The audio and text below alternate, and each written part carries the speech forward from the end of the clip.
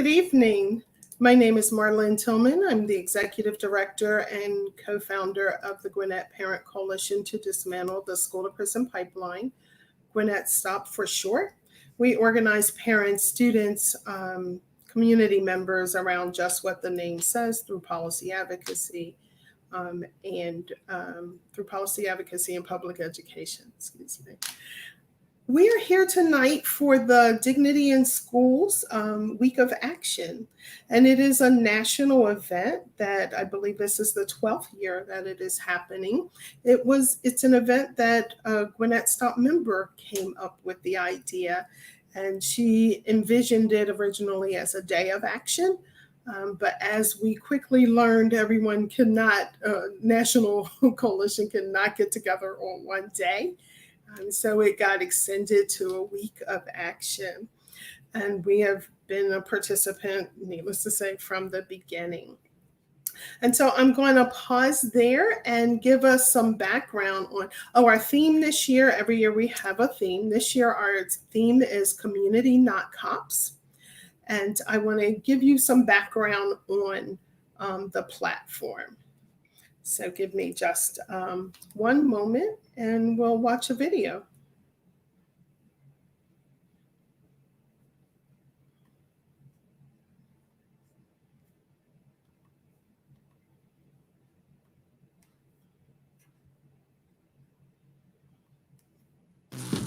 We were uprising before the uprising. My kids see police in the neighborhood, on the streets, and they don't want to see them in school.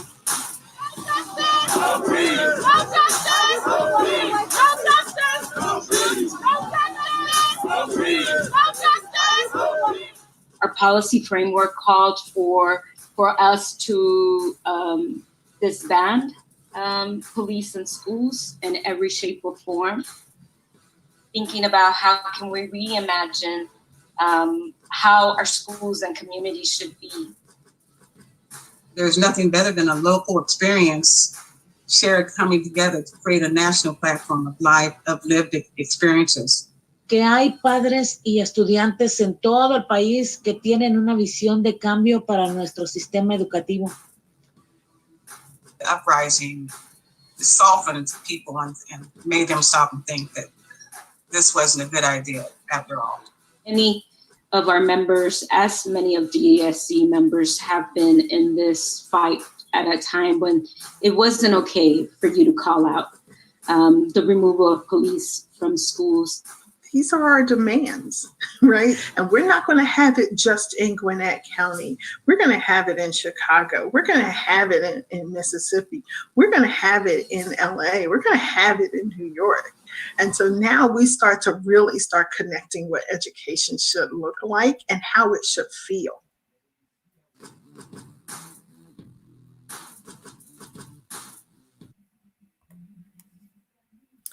So that was the video that we did to give people an idea of what. Do you love the planet?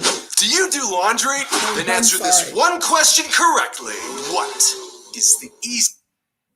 It went into the next video because you have to stop it. And so this is what the platform was about. That video, by the way, was created by one of our partners, the Critical Exposure, which is a group out of DC that teaches young people how to use video and photography in telling their stories. So let's get this party started. So we have our sponsors for the event tonight are with us. We have Southern Poverty Law Center, Parents Organized for Public Education, and Parents Across America. So let's start meeting our folks who we have here tonight. Welcome, welcome, welcome. So Rita, can you give us some background on Parents Organized? Rita Gonzalez is an education advocate with Parents Organized for Public Education. And can you please give us some background on your organization? Well, our glorious leader couldn't be here tonight. That's Kim Irby. So I can only say so much because I'm still a newbie. But basically, I can sum it up in 2 words: no cops. That's the goal. No cops. And I can add in the schools, on school property, in the bathrooms, in the hallways, in the parking lot. No cops. We don't need that. So that was a very, very short answer. I know, but that's the whole premise behind this. And so we'll actually be doing a podcast ourselves on Friday night in regards to this. And we're also going to include some other facts and figures of how certain laws that have been passed by government, how they affect people of color and low income people, which kind of covers it both there a lot of times, but definitely people of color. And so we'll be going over some of those factors and the laws that help create these situations. Because at first glance, you don't think much about what the law is, but when you get in depth into it, you find out all the ins and outs, the little nooks and crannies, and find out that they are divisive from the very beginning, from the get-go. So I don't know. Did I answer your question, or do I still need to elaborate? Yeah, you know, and one of the things I did not say is, where are you from? Oh, I was actually born in Ohio, which always throws people off. But I have parents in Texas, Arizona, and Mexico. And where are you hailing from today? I am in lovely, or not so lovely, Trinity, North Carolina, in the Triad area. Yeah. But hopefully here in December, maybe January, I'll be going to Mexico to connect with Afro-Mexicans in the area that I'm looking at. We're actually looking at the Yucatan Peninsula. So we're looking at the areas of Merida.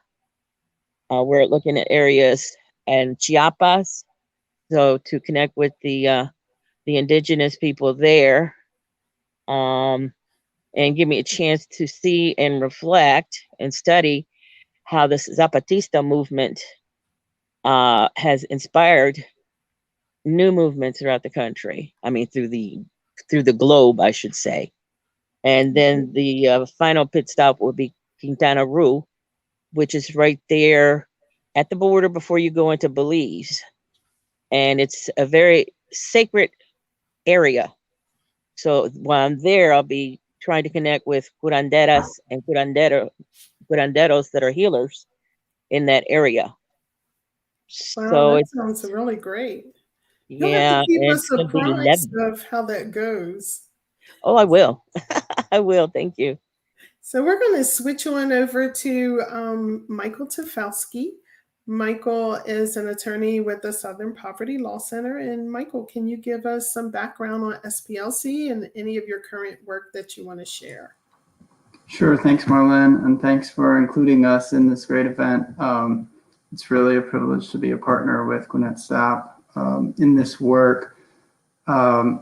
As Marlene mentioned, I am an attorney on the children's rights team at SPLC. SPLC is based in Montgomery, but we have offices across the South. I'm based in our Atlanta office currently, and our children's rights team focuses primarily on decriminalizing, decarcerating, deinstitutionalizing children and youth, disproportionately children of color who are impacted by practices and policies which force kids out of school and into the school to prison pipeline. And so we are actively using a variety of advocacy strategies, including litigation, policy advocacy, community mobilization, public education, to try to support youth and communities as much as we can and eliminate those policies and practices that are harmful to children and youth, particularly in schools. So as it relates to Gwinnett SToPP, we've been privileged, as I mentioned, to work with Marlene over the last year and a half as part of taking a lot of focus on Gwinnett County, where we're seeing thousands of students who are being suspended and expelled from school. For those who don't know, Gwinnett County built a courthouse, which is right across from the correctional complex in Gwinnett County, where they have daily disciplinary hearings. Those students largely do not have advocates in those hearings. And we've tried to, over the last year and a half, fill a void there and support students who are being pushed out of school, oftentimes for minor infractions, and also being simultaneously referred to the juvenile justice system because of the over-policing of the Gwinnett County schools. And so through that work, we've also identified that many children in Gwinnett County are not being identified for the mental, behavioral, emotional health needs that they have. And oftentimes those are showing up through behaviors that are then being criminalized instead of being supported and accommodated. And so we see that intersectionality of both our disability rights work and our racial justice work and our economic justice work kind of in play in the schools. And we're actively trying to provide as much advocacy as we can to students in those cases. And I, on a positive note, I think that we are seeing with the change of the school board in Gwinnett County over the last year, some new attention to these issues that hasn't been there in the past. And I think that is encouraging. And I think it's also a great opportunity for us to continue advocating for change. And so I'm delighted to be here and be a sponsor of this event.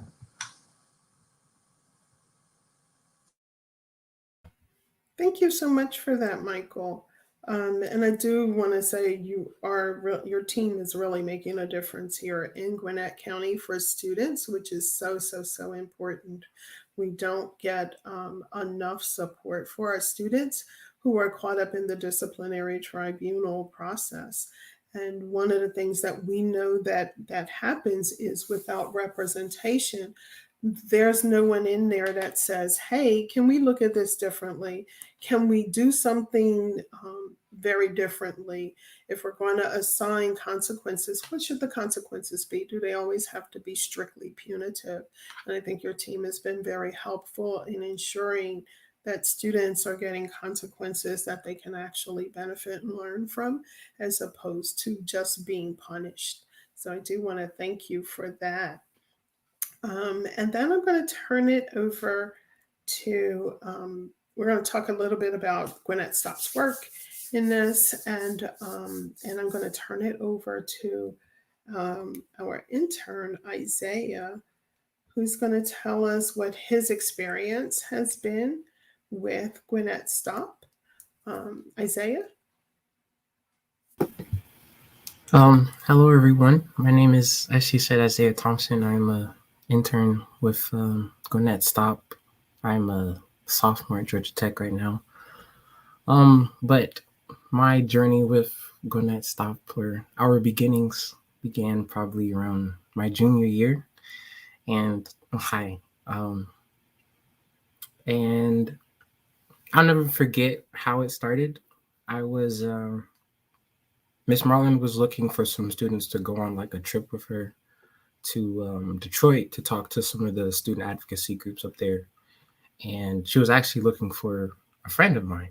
And then my friend was like, I don't know if my parents will let me go, but I know you're passionate about this stuff. So maybe you'll be interested and you can talk to her. And so I talked to her, and somehow we persuaded my parents to let me go to Detroit with this person we didn't really know. But we went, and it was an amazing experience, and it helped me realize a lot of the issues that I haven't experienced. I'm a graduate from Grayson High School, or Gwinnett which is a high school in Gwinnett County Public Schools. And I didn't really have any issue. I didn't have any confrontations or altercations with the disciplinary groups at in Gwinnett. I was an okay student. And so there were a lot of things that I didn't know about that happened at within Gwinnett, especially when it came to discipline. And I don't want to say I didn't care about those things, but I didn't know that they happened. And since I didn't know, I didn't really show any concern or care. And Miss Marlin kind of showed me how a lot of the students at Grayson, specifically students that I knew that were having issues with disciplinary, the disciplinary administration and SROs and the school to prison pipeline, which I had no idea existed until I talked to her.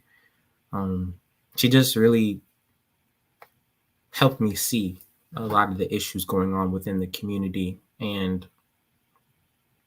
with that being said, I've tried to push that out into my circles because I feel like it's an issue that we all kind of run into, where if it doesn't really happen to you directly, you tend to not care about it.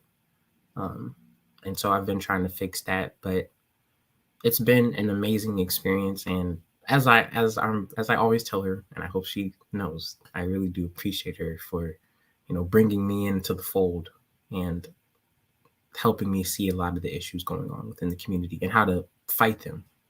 So thank you, Ms. Marlin.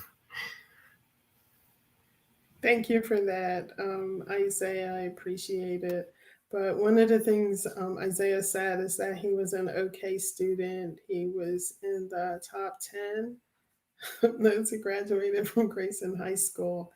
And so he learned a lot about who gets access to gifted and advanced placement courses and who doesn't. And he's the author of one of our videos that we have up on YouTube about that. So maybe Isaiah can drop it in the chat and we can share it out to you all.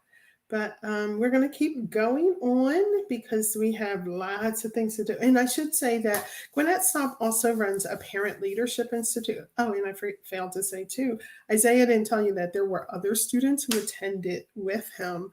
And I really credit the other students for being able to talk to him and share their experiences in Gwinnett County schools to get him to understand and help him learn more about issues that he wasn't necessarily seeing, however it was happening.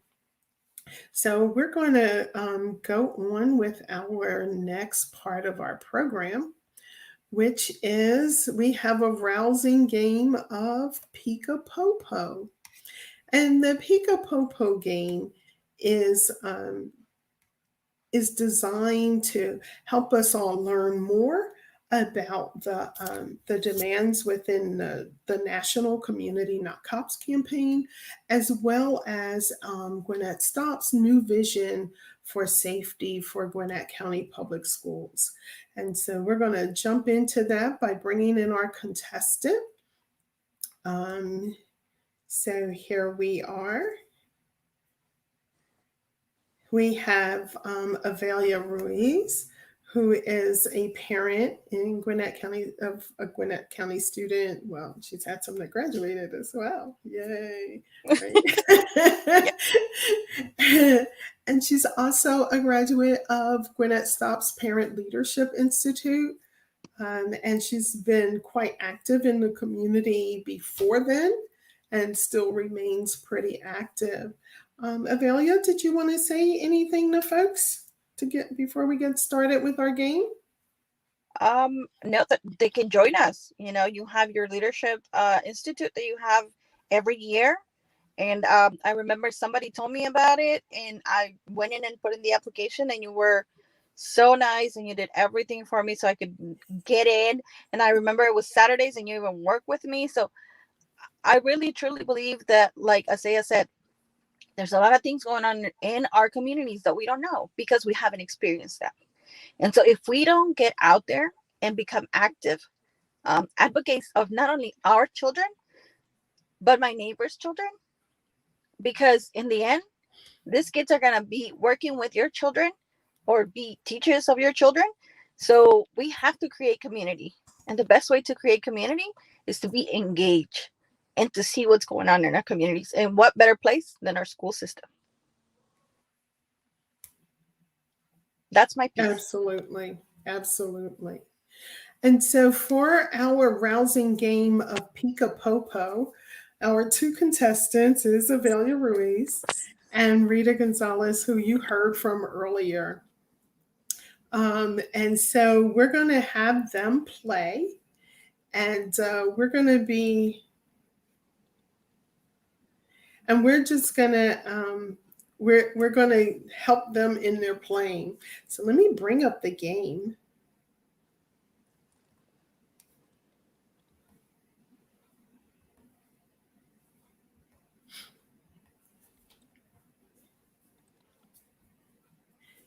And so everybody remembers memory match games, right? I do. Yeah. So what you're going to do is you're going to select two numbers and make a match. And when you make a match, then you have to tell us more about the demand that that you've matched. So does anyone have any questions about this? I might have some when we're in the game. Yeah, that's fair. That's fair. So actually, let me get a minute and pull up my cheat sheet. Uh-huh. Yeah, I know you needed one too, right? Yes. I'm getting my cheat sheet up and ready so that I can be ready when you all make all these great matches. And when you make a match, I'm going to read what the demand coincides with. And what I need you to do is then tell us any facts you know about that, or your personal experience, if you have one around that, so that we can really start to learn from each other. Okay. So are we ready to go? So we just call it out? Yeah, so who wants to be first? I don't have a coin to toss.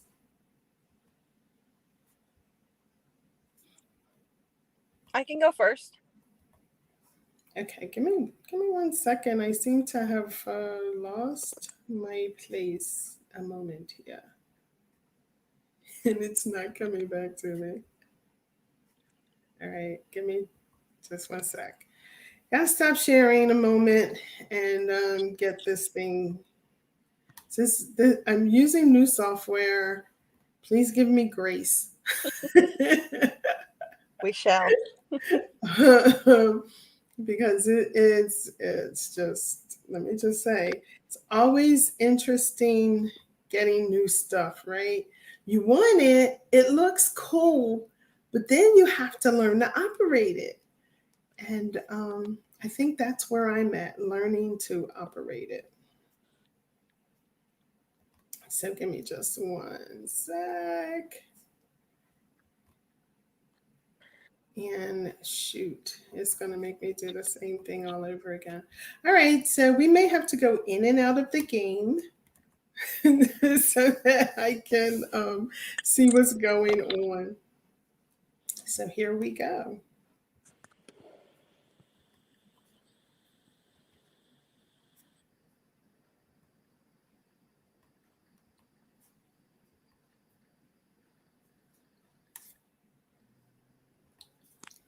So who said they were going first?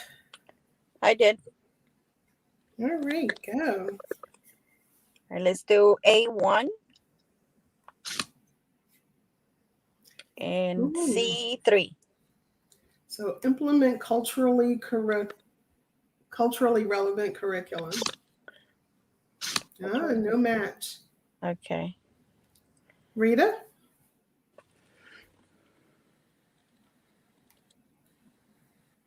I think she's muted. Oh, There hold we on. Hold on. Yeah, you're not muted now. Oh, okay. I'm having a problem reading. You can It's, make it bigger, and it won't mess up your camera. well, I am, but it's fuzzy. I'm using my phone and not my laptop. My laptop died, so is that the Okay. problem? So what I will say is it's A1 through 4 on the first row, B1 through 4 on the second row, and C1 through 4 on the third row. So each one pertains to a card.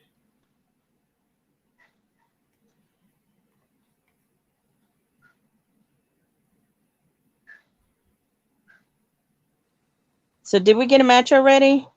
Or No, we're no? waiting for you to select 2 numbers. Okay. I'm just,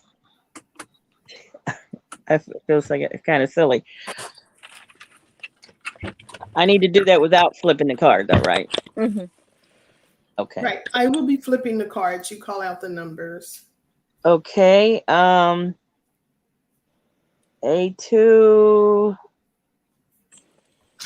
And A2 is reinvest 10.4 million GCPS police budget. And actually, that's an interesting little sign there. We put up a billboard. We're partnered with Asian Americans Advancing Justice in Atlanta to put up the billboard and on this campaign as well. And I still need to choose a second one to see Yeah, if you it'll have to match. find a match. So we'll do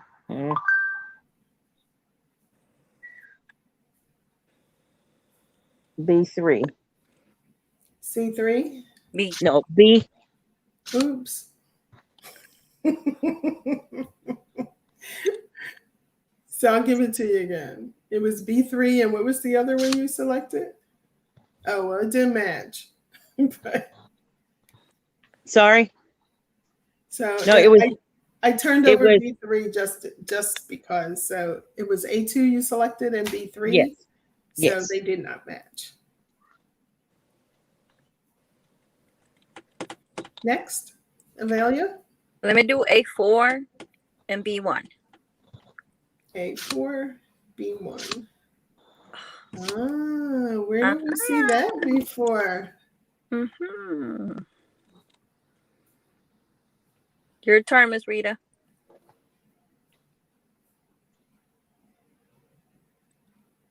B2, B3. Ah, there's the policeman again.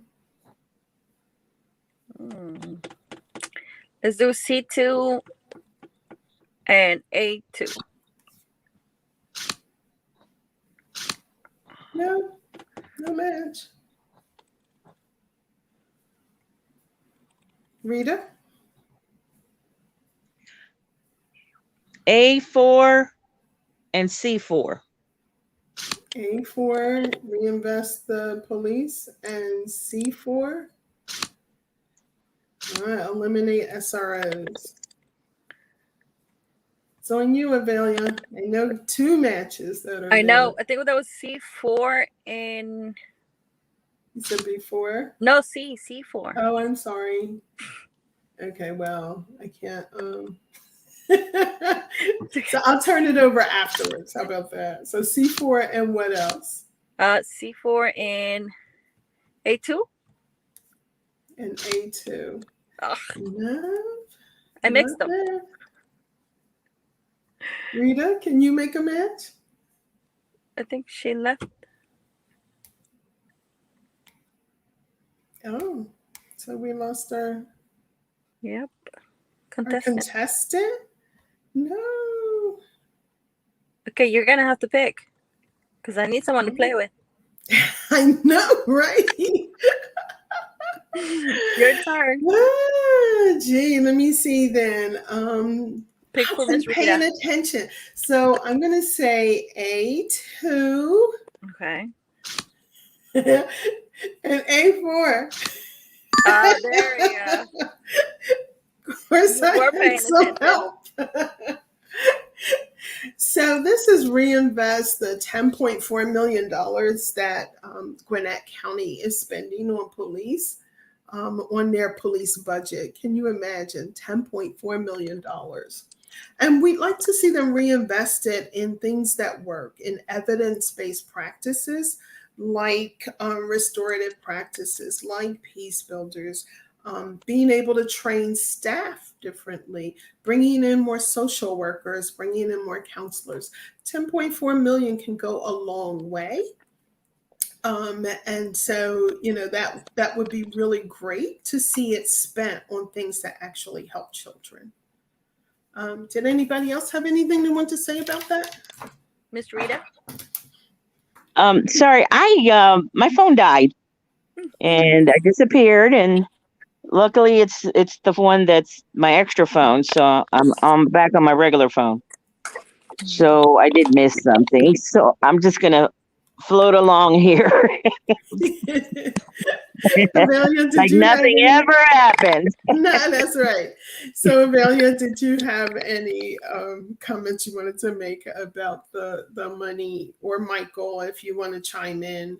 Could you imagine 10.4 million invested in just actual education, like those kids that are having to drop out because they had issues at home, or having free GEDs for them, because a lot of them can't come back because they actually had to go out there and ended up becoming adults.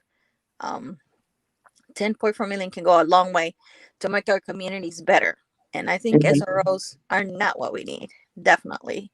I love them, the human beings that are working as SROs. But I really believe that it's intimidating to our children, especially in the times that we're in. Absolutely, absolutely. Our children have seen a man murdered before their eyes by a policeman, and while several others stood by. And so, and unfortunately, it's not in isolation. It happens so many times. It's just that time a video was running. But what about the other times that we know about in Black and Brown communities for a really long time? I mean, since I was a child, this has been going on. But now everybody has a cell phone at the tip. And so we're seeing this more. And it does more emotional harm to our children than providing any safety. Well, I definitely agree. There's better ways to spend that money. I mean, how about some books and laptop computers for the kids, In some cases, better teachers, things like that, But it's by design. I mean, they don't call it the school to prison pipeline for nothing. That's for sure. It's they want the kids intimidated, want the kids afraid, they want to expose them to danger, they're not concerned about their safety. Absolutely. If they did, they make sure all these kids had 3 meals a day.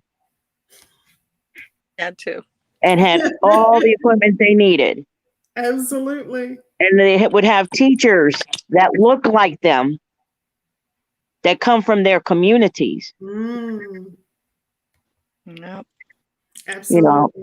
People that know how to work with kids, not just be in front of kids. And teachers that are so easily scared, intimidated, whatever. That's for sure.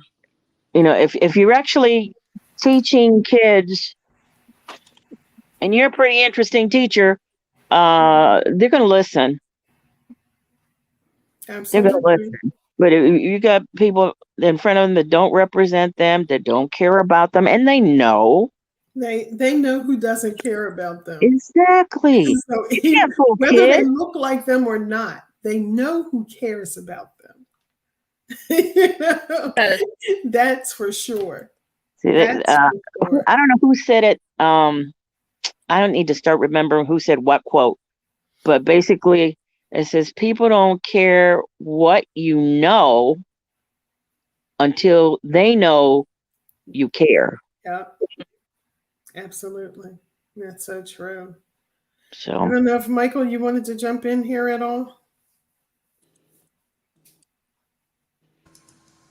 I would just add, echo what everyone has shared and just think about all the investment that could be made up front for students to avoid a lot of the behaviors that oftentimes get referred to law enforcement or, on the back end. If what we could do with that money, mental health supports, trauma-informed practices, counselors for students, especially right now during the pandemic where students are really struggling and feeling isolation and anxiety and depression, and that manifests in a lot of different ways through behaviors, and how being responsive to the needs of our kids in a positive way, in a trauma-informed way, could really eliminate the need for police. And I think it just requires some rethinking and an ability to break from this punitive mindset that we particularly see in the South, which is rooted in racism and discrimination,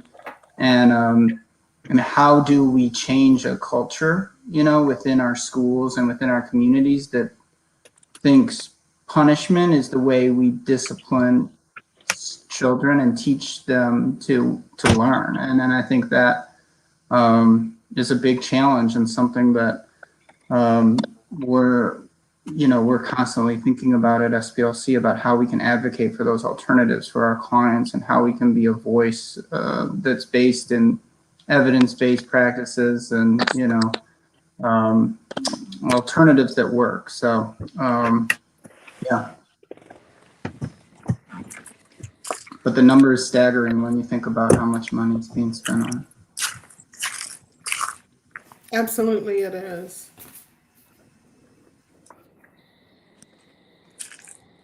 So, Avelia, it's up to you. Your turn. Yes.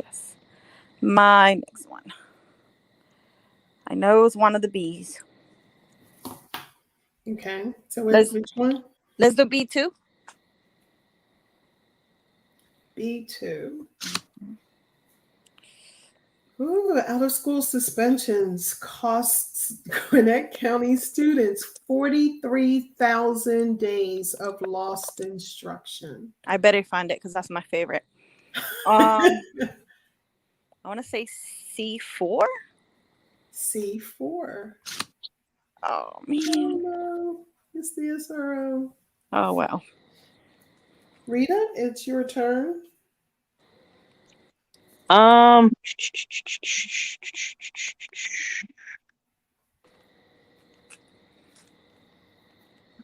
hold on.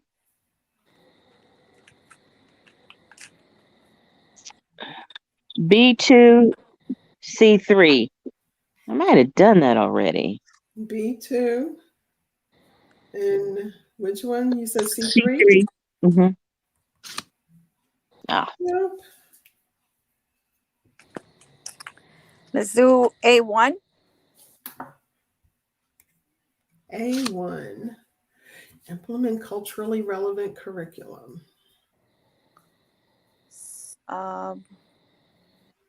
C1. And C1. Nope, revise the student code of conduct. Rita?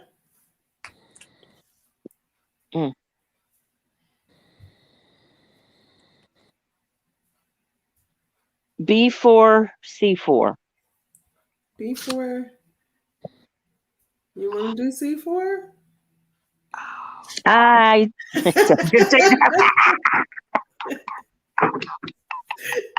Is that B2, B4? B2? B4. Oh, B4. I'm sorry, you did say B4. So let's talk about that. Yeah, that should have been mine. That should have been mine. So that goes with our demand for transparent data Anything that isn't watched isn't checked. And as you can see, out of school suspensions cost Gwinnett County School students 40 in and out of school suspensions cost them 43,255 days of lost instruction. Just think about that. That's like 1/3.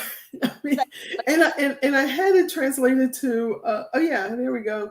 It shows you 180 days in a school year. You have 240 lost school years. Okay, so that's a lot. Avelia, jump in there. You made the match.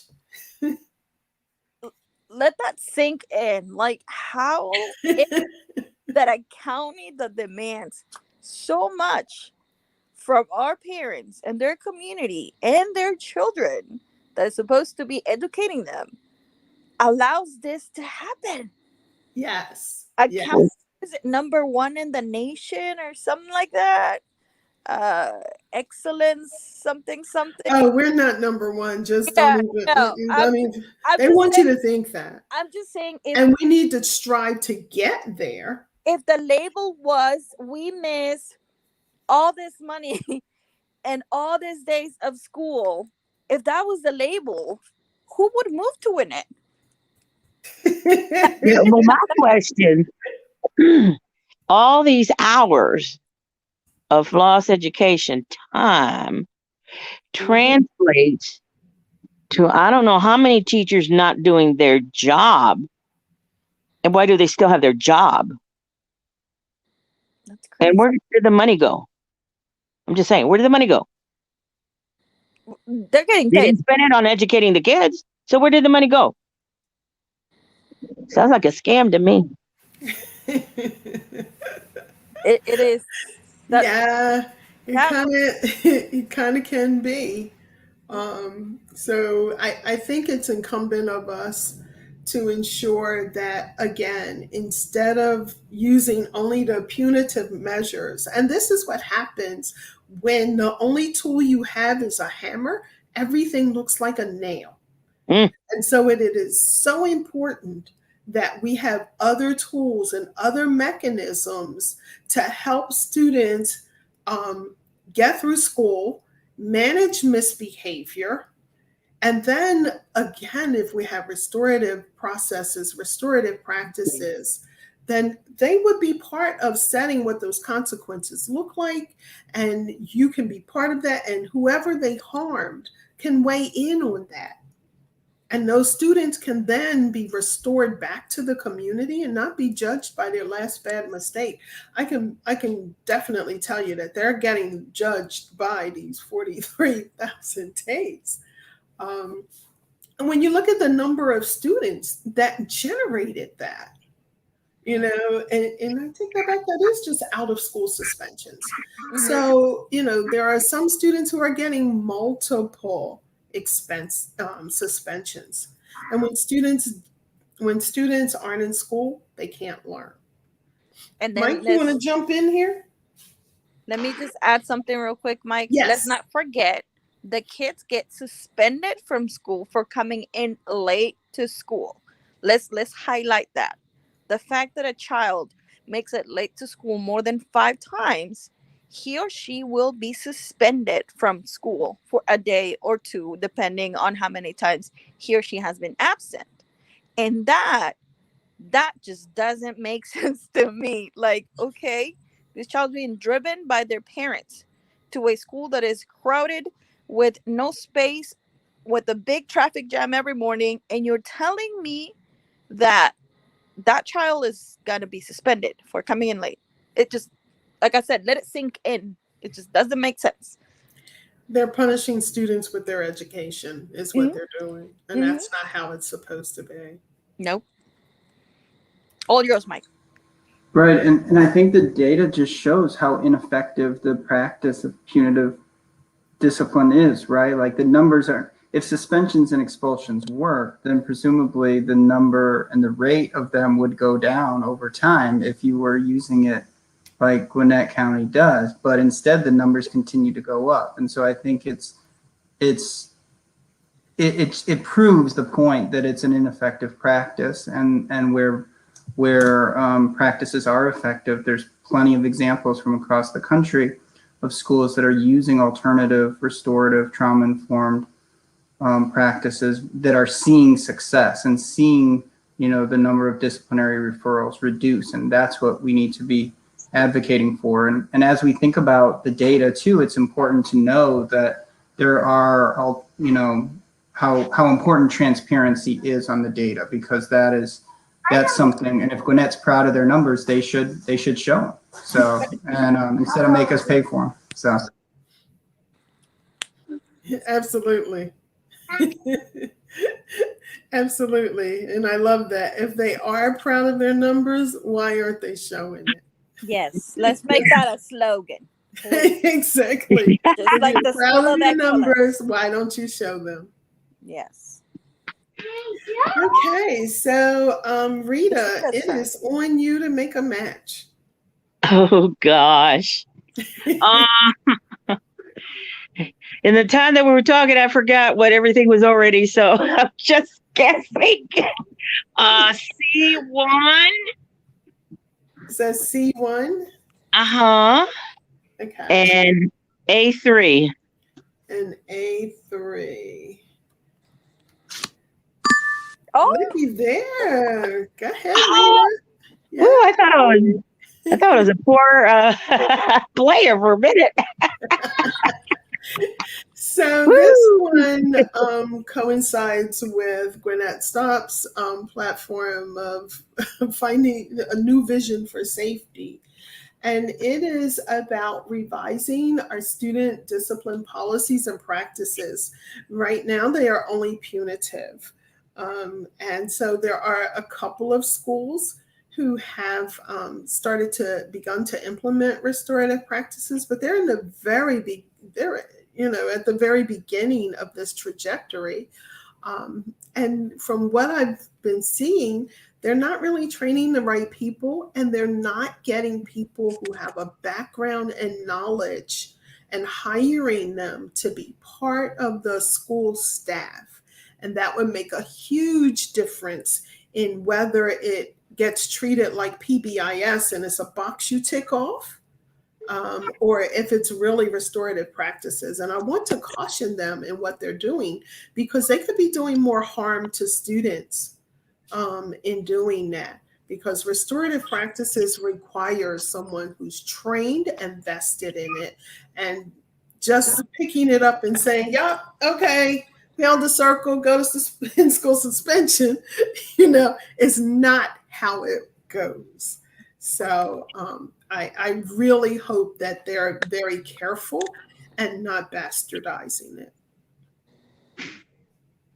definitely another place where we can use the money that is being used for SROs, that training, that hiring real people that have experience and practice something and not just talk about it, because it's one thing to know and it's another thing to really, really have experience something and know how it can change our children and how it can change their lives. Absolutely. Can I make a wish? Yes. I wish. There's no place like home. No place like home. I wish that some of those monies could be paid to members of that very community to be trained to do that very job without violence, without guns. I wish that we could provide training for the parents that will let them know these are your child's rights in the school. These are your rights as the parent of that child. This is what happens at a parent teacher conference. This is what happens in a planning session. This is what happens, whatever the situation is, and let them know what to do in those situations and how to respond and how they can be better advocates for themselves and for their children. That's what I wish. That's a great wish. I Yeah, hope I'm we with get you. it all granted. Right? If not, then we'll be here to advocate. Right, right, right. But wouldn't it be So, lovely for Yes. the community to be able to advocate for itself? Yes. That's the wish. I love it. I love it. Avelia, it's your turn. All right. Let's see. I know I did C4 before. Let's try C4 because I know I did it. And that's that Yes, it's police eliminate guy. SROs. The SRO. It's gonna be B3. It's gotta be B3. Yay! So we are advocating for the removal of all SROs from Gwinnett County Public Schools. This demand also coincides with the Dignity in Schools campaign demand as well, which is remove all law enforcement from schools. So that's anyone who's a sworn peace officer, as well as security guards, as well as any safety agents, as they like to call them in New York. I have to ask, whose safety are they there for? But we want the removal of all law enforcement from schools. Everybody feel free to jump in here. You got something to say? I give a personal story, but I won't tell it right now. I want to say that we have to remember that as a Hispanic person, we have to remember that our background, where we come from, and I call myself where we come from. I lived in my country for 10 years, but I want to say that there's not a good relationship between police officers and in my country, and so there's a lot of room there for intimidation to some of our parents. Um, there's a lot of people that come from places that have been militarized, and the uniform itself is a trigger.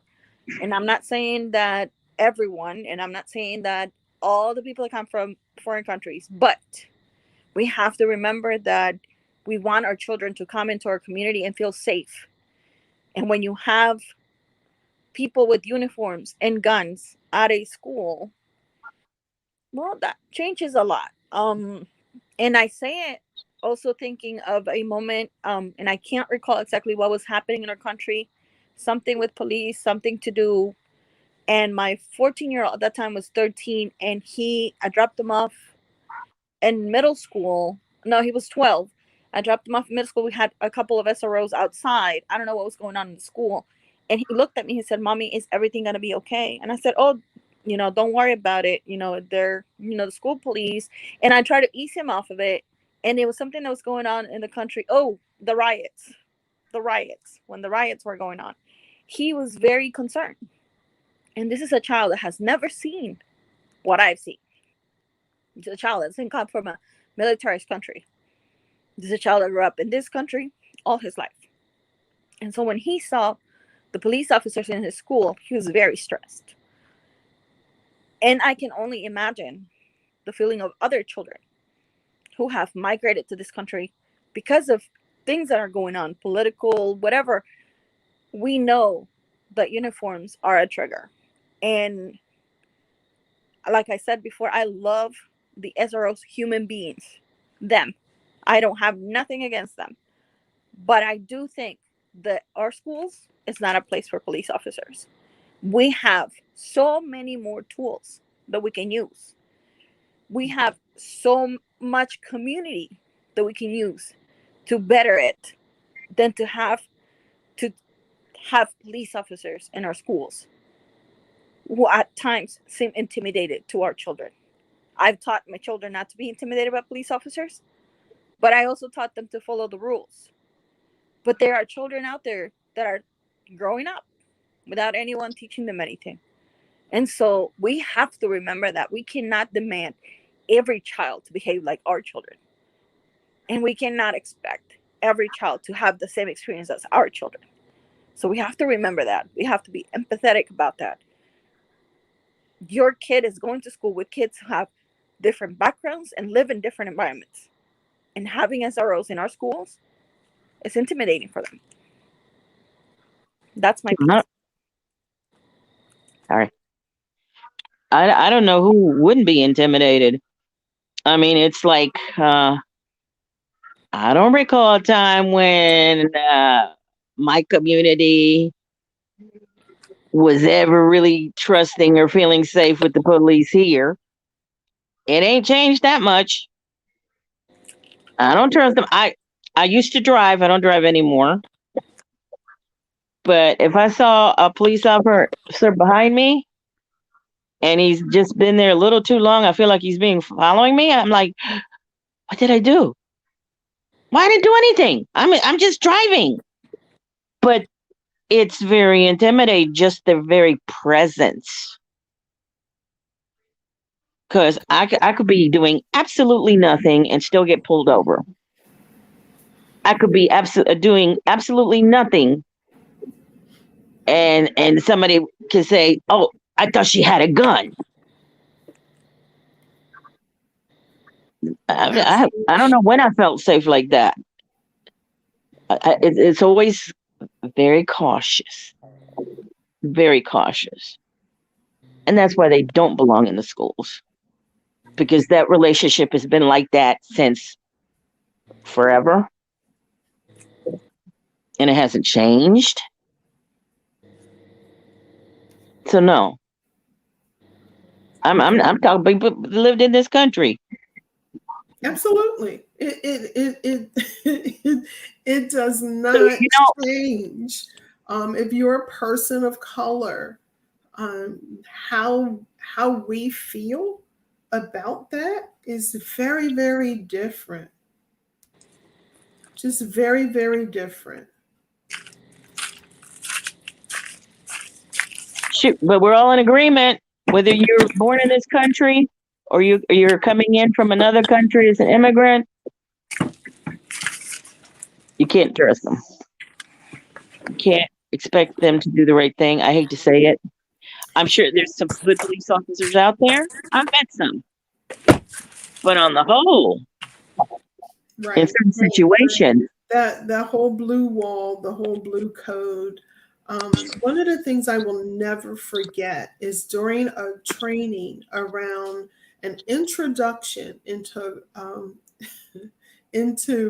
diversity and inclusion, a police officer in Gwinnett County Public Schools said that he was upset, and he works at one of the most diverse middle schools in our county.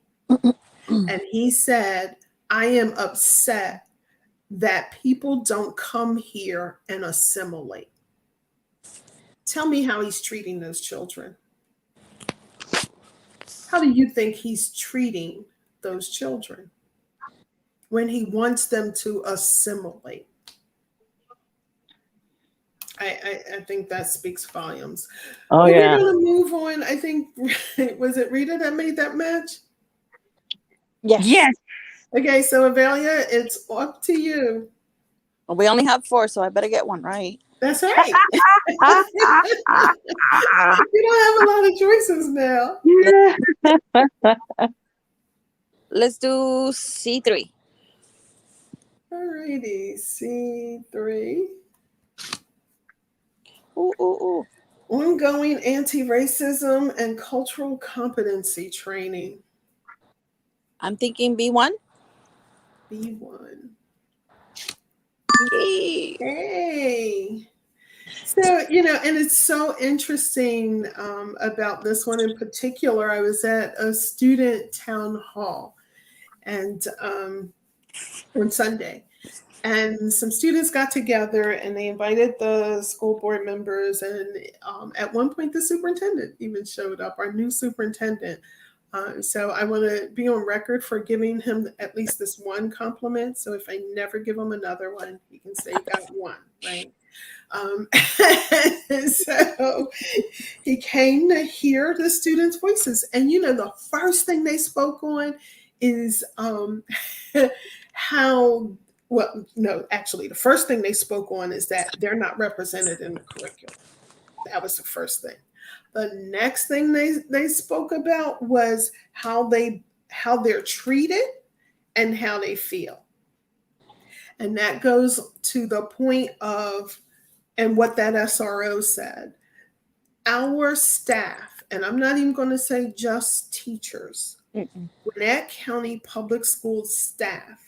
So that's from the custodial workers all the way up through the principal, all the way up through central office. All of them need to have ongoing anti-bias training, and they need to have ongoing cultural competency training.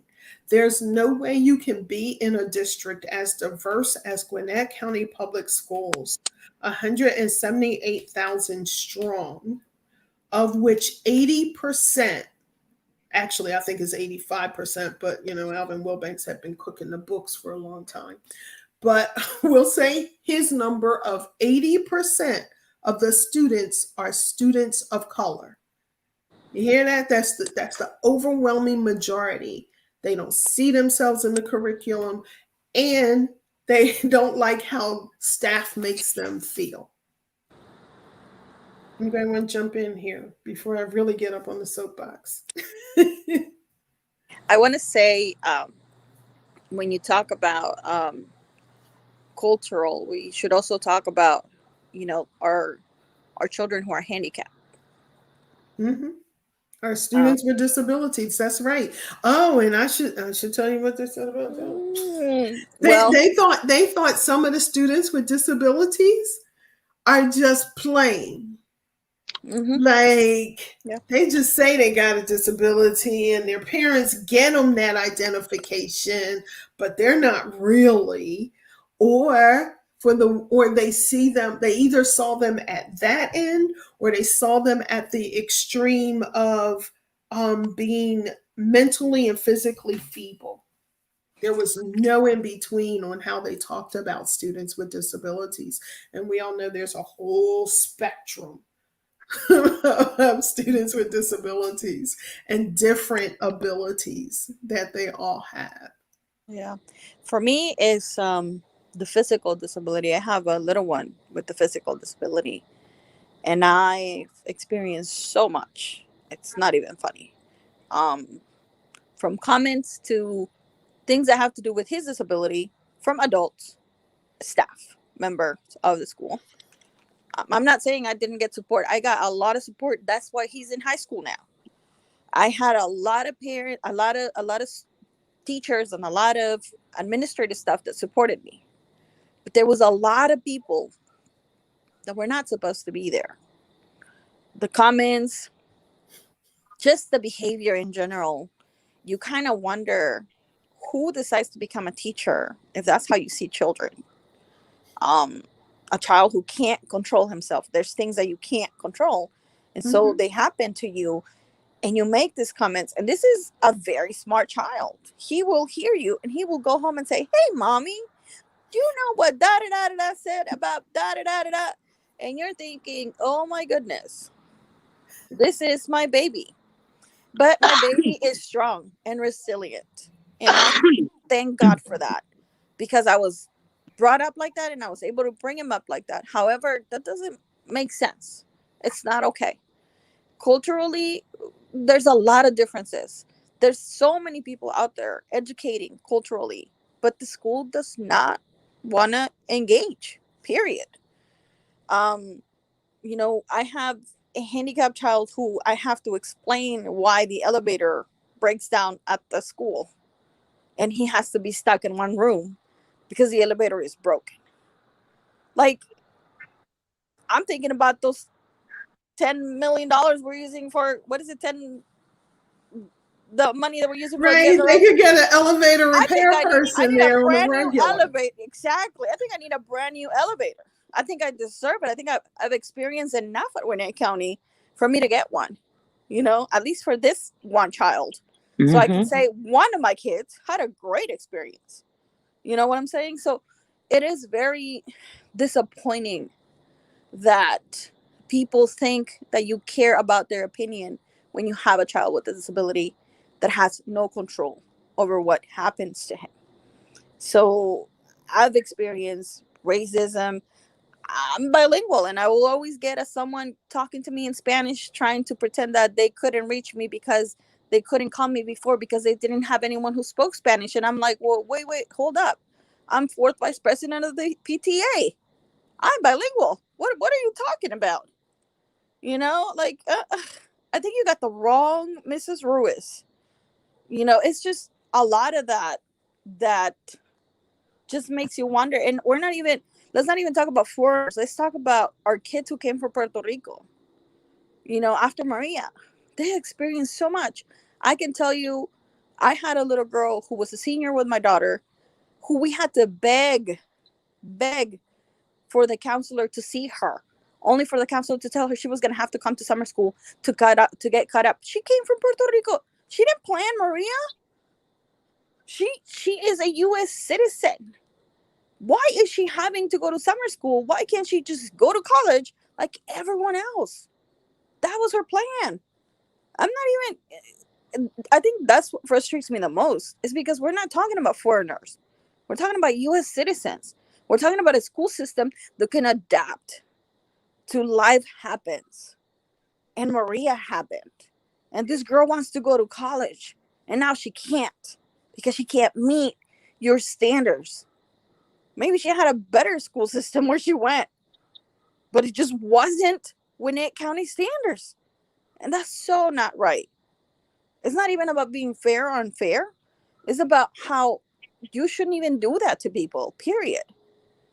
It's cultural, or it's not even about foreigners anymore. It's your kids. This is your community. This is the children you went to school for to become a teacher for.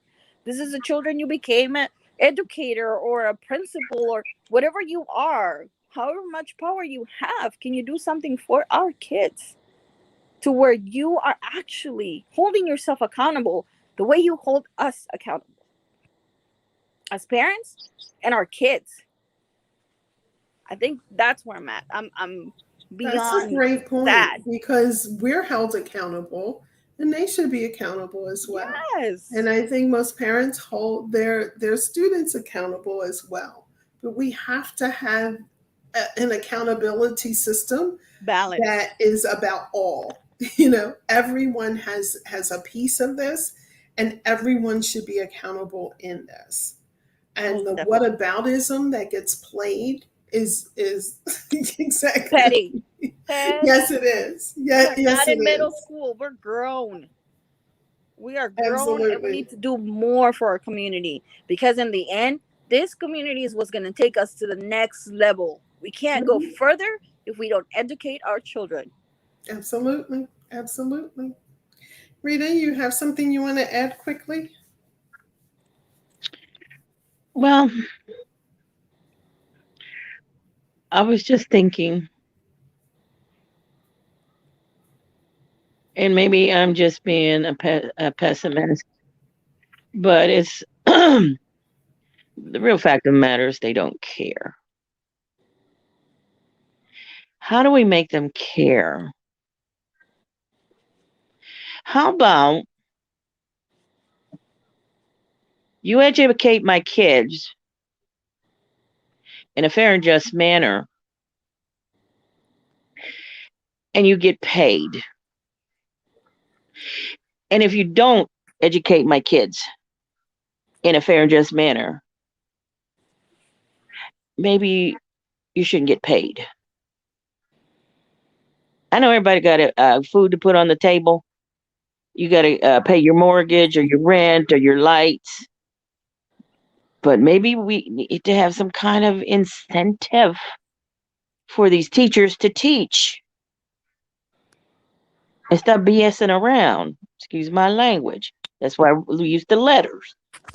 I can get away with using the letters, right? It's kind of like A1, Yes. B2. We won't get you for that.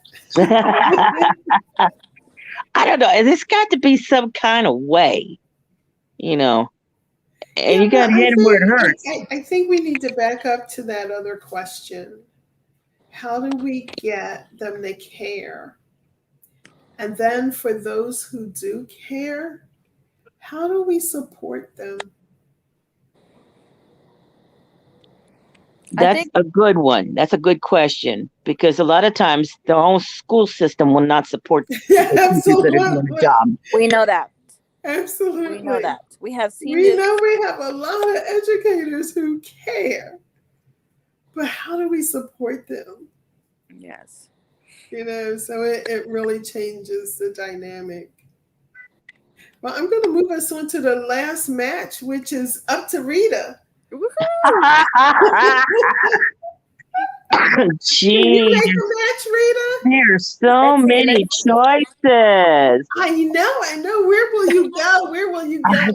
I don't know. I'm in a panic. All right, I'm just gonna shoot my shot. A1 and C2. A1 and C2. Let's see. Yay!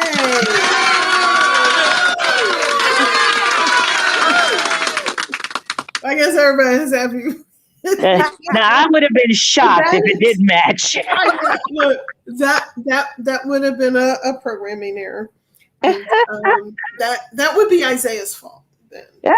I know he wants to come on camera now just to say no. But implement culturally relevant curriculum is just so culturally relevant and inclusive. So let's add that in.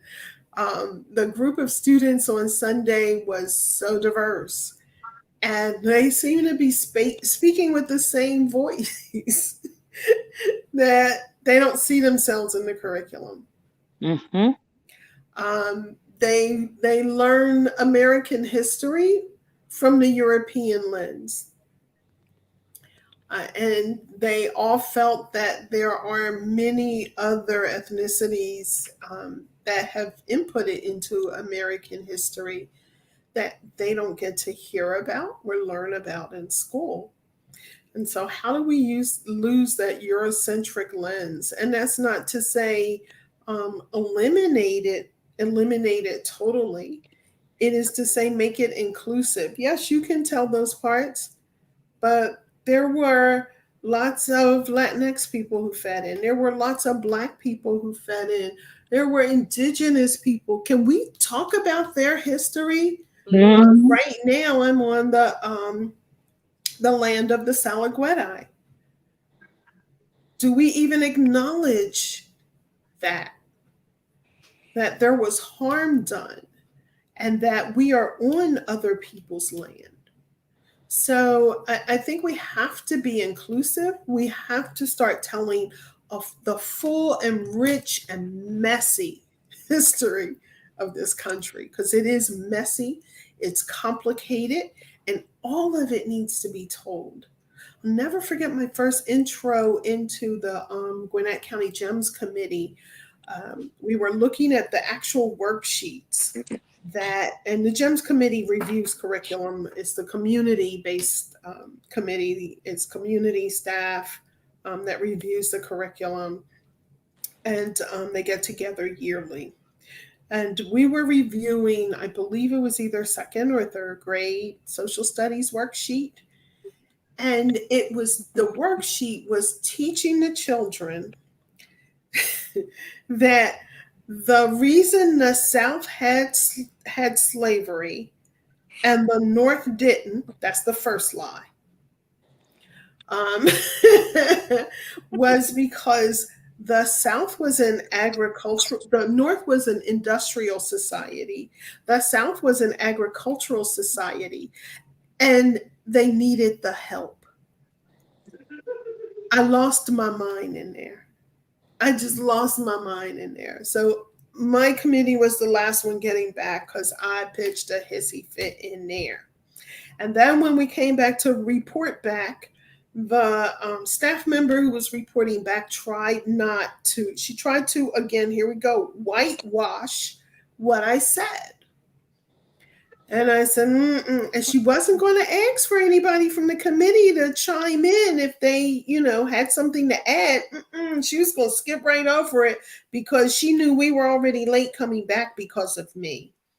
Well, we were late going on because of me too. Okay, because that was ridiculous. What is it? The squeaky wheel? Lies. I'm sorry, what did you say? I said the squeaky wheel gets the oil. I've been squeaking for a long time, haven't I? That should be the logo. The new one. That really should be the can of oil, right? Yeah. And everybody needs to be squeaking. Yes. That was just not acceptable. That was just Squeaky wheels unite.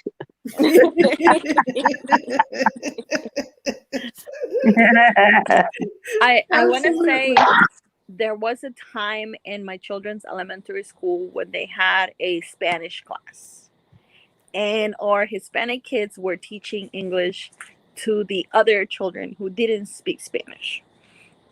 And it was wonderful and it was amazing. And I kid you not, my children's self-esteem went on the roof. It was amazing. Of course, we ran out of money, and the next semester they couldn't get it. I think it was not really that, but I'm not going to go into it. But I really, truly believe that instead of separating our children, we should embrace their differences, because they do. And they accept us adults as messed up as we are. So therefore, we should embrace their differences, allow them to be their own little persons. They have so much to teach us. But we decide to label them and put them aside. And if one child misbehaves, this is the one child that's never going to graduate high school. Unless her parents back this child up, drive him to and from, gift center, and really, really push for this child to graduate. It shouldn't be like that. It shouldn't be the job of a parent to push through a system. It should be the system supporting that child and the parent so that we can have more success in our community. And I think that's what we lack.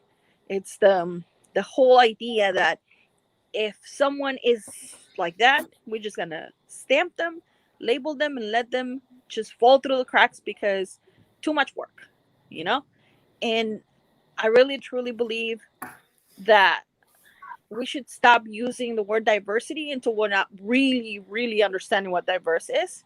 And we shouldn't say that we're inclusive unless we really have a wonderful story of inclusiveness that includes us becoming inclusive, us accommodating to someone else.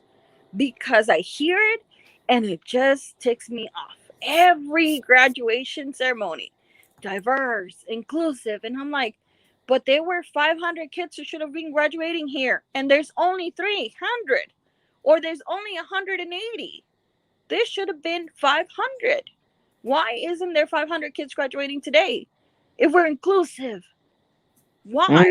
Why? If we're diverse, where did those kids go? They didn't fall off. We let them go. As an educational system, we allowed them to get lost in the cracks. And it shouldn't be like that. Those kids should be the ones that we support the most. And that's when it really gets to me, because I go to graduations and I see all these kids and I take my kids to see their friends graduating, or I see other kids that graduated from somewhere else and they're like, well, I don't see so-and-so. I don't see so. They're gone. They're long gone from the school system. And does the school system care? Apparently not. Children can just be dropped off, like suspended and never come back, and nobody cares. And it shouldn't be like that. It should not be like that, because our children depend on us adults. and we can't expect them to be adults if we are not doing our job. How can we demand for Absolutely. them to be grown when we are not grown enough to hold out our hand and help them out when they need us the most? Absolutely. And I'm going to take a pause here. We have Kim Irby join us. She's part of the Dignity in Schools campaign. She's part of the Dignity in Schools campaign coordinating committee. So that's the equivalent of a board. And so I wanted to give Kim a couple of minutes to say something. She's been in a meeting, she's on break. She's also with Parents Across America and Parents Organize for Public Education. So Kim, welcome. Is there anything you want to jump in here and give greetings? You're muted. Yes, greetings, and just thank you for this opportunity, for this collaboration, experience of a new kind of way of communicating and sharing information. I don't think either one of us knew anything about StreamYard, and so Marlon, you did an excellent job just getting us through tonight. So you've been hosting and taking care of all the technicalities. So we're grateful. Thank you, Rita, for holding it down as well. And yes, I am on the coordinating committee for Dignity in Schools campaign. And it's a journey, right? This work is a real journey. I'm a mother of 6 children who have been in public schools, some private schools, independent schools, and I'm a former charter school parent. So I bring a lot of experience in those different systems to this conversation, right? And one thing for sure, in all of those systems, I have seen children pushed out. In all of those systems, I have seen, well, except for the independent Black school, I have to say, they do work differently with families and children.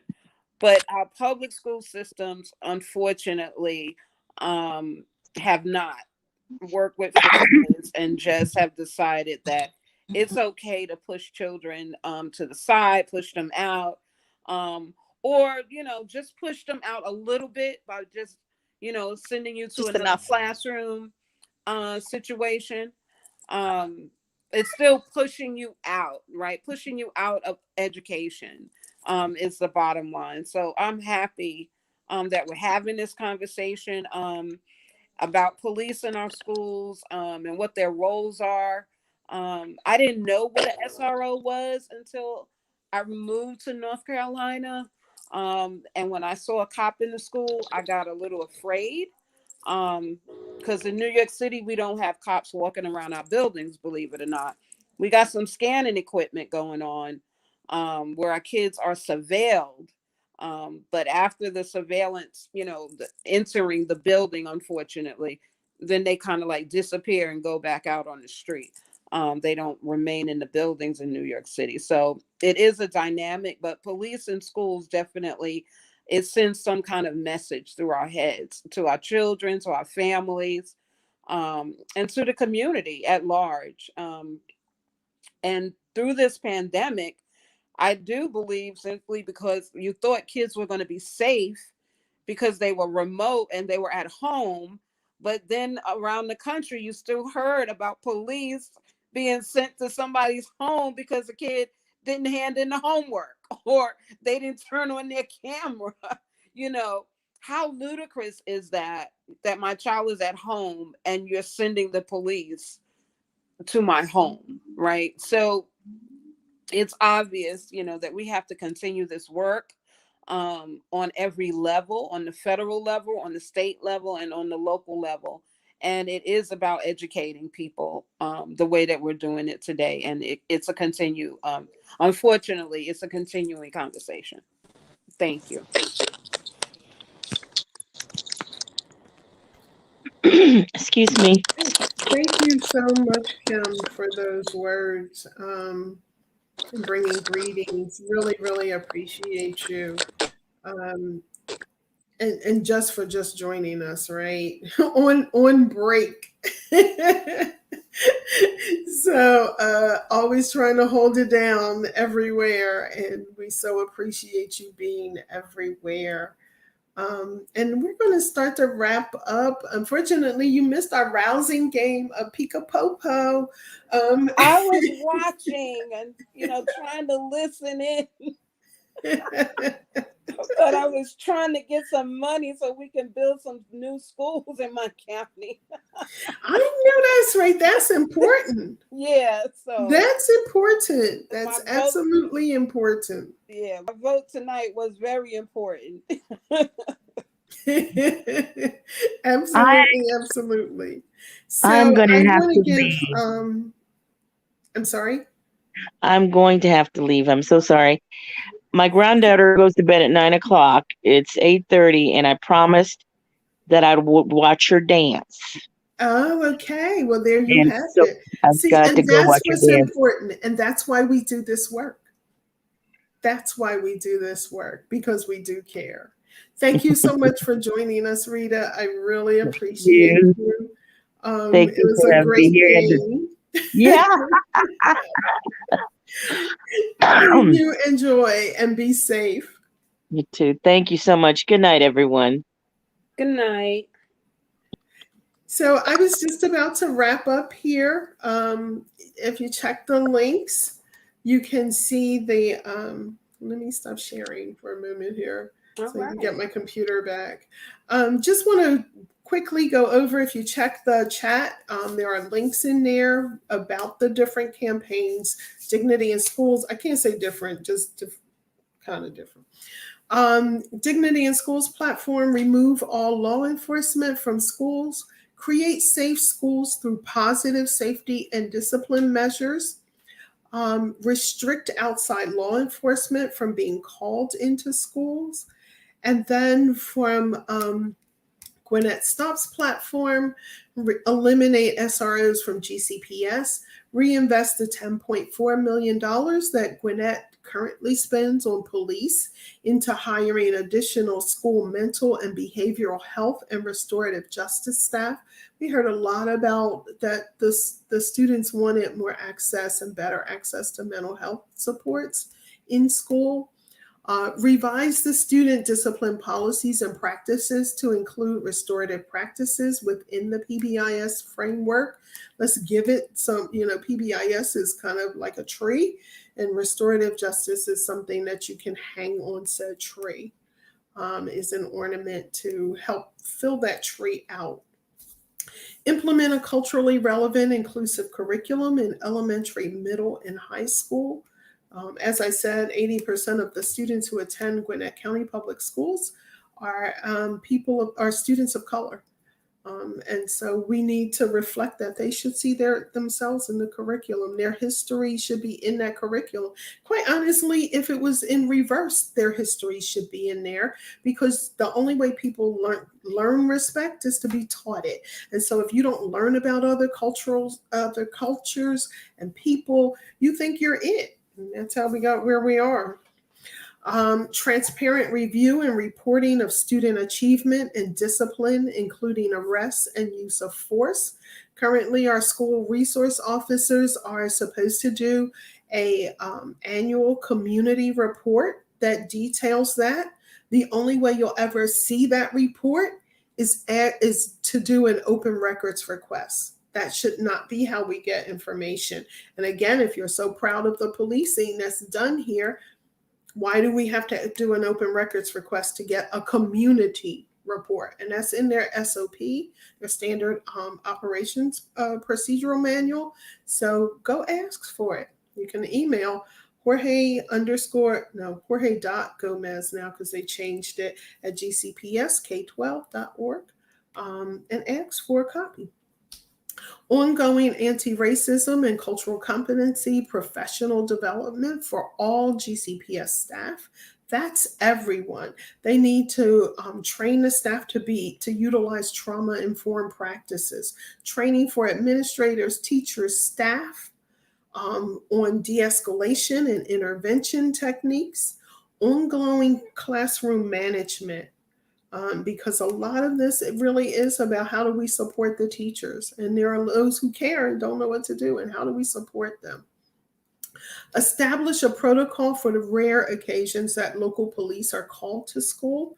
And these are all the foundation blocks of removing police from schools and ensuring that all of our students feel safe when they are at school.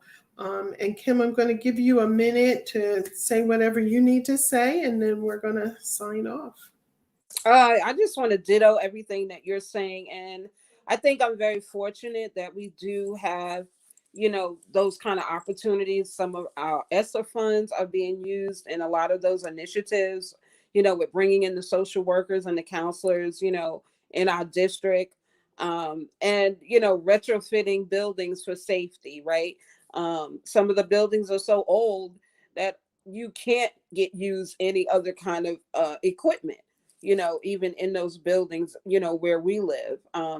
But, on Friday, Rita and I are going to be coming back on Instagram to continue the conversation about the platform Community Not Cops, and coming up with some more solutions. And we want to hear from, everyone that, is not doing anything on Friday night at 8 o'clock. We're going to talk about the laws that impact our communities. And the way, law enforcement, has been used in our communities overall, and not just in schools, right? Because it started somewhere and then it moved into the school environment. So that's what we're going to be talking about on Friday night at 8 o'clock on Instagram at Kim Irby. Thank you so much for that. And thank you all for joining us. We appreciate it. You can, I didn't do our contact us page. Oh my goodness. Well, I've closed it up now. So I will drop that into the chat, how you can reach us. But you all have a great evening, and thank you again for joining us. Good night.